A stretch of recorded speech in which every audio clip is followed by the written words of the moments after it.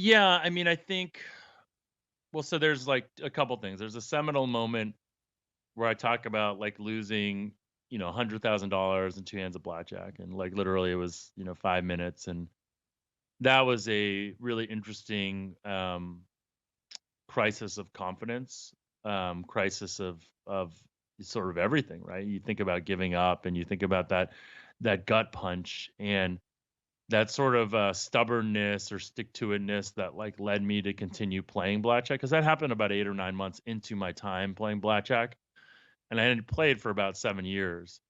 So that moment is one that I think a lot about, sort of the level of fortitude that it took to continue to play.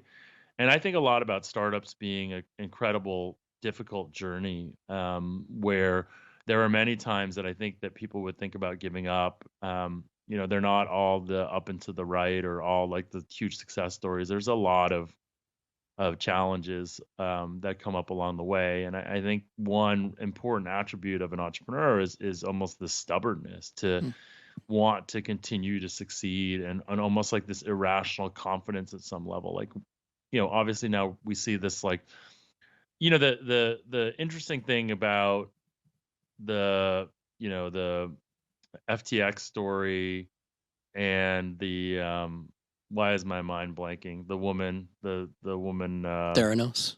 Theranos story, Theranos. yeah. Yep. The interesting thing about those stories is like I think people from outside of the Silicon Valley world will look at that and be like, I mean, how could people be duped like this? How could people be so stupid? And of course, they should have done in cases like this more diligence, and like you do put that a little bit on the investors. But the reality is that there is this myth, or there is this characteristic of entrepreneurs that is sort of this almost like irrational confidence or this irrational belief that is and can border on the point of um I don't want to say fraudulent, because that's not the, obviously no one wants to be fraudulent, but the idea that you are so focused and, on a dream that many don't believe that you can accomplish, right? That's the sort of idea of what it is to be an entrepreneur. So I think there's a fine line between,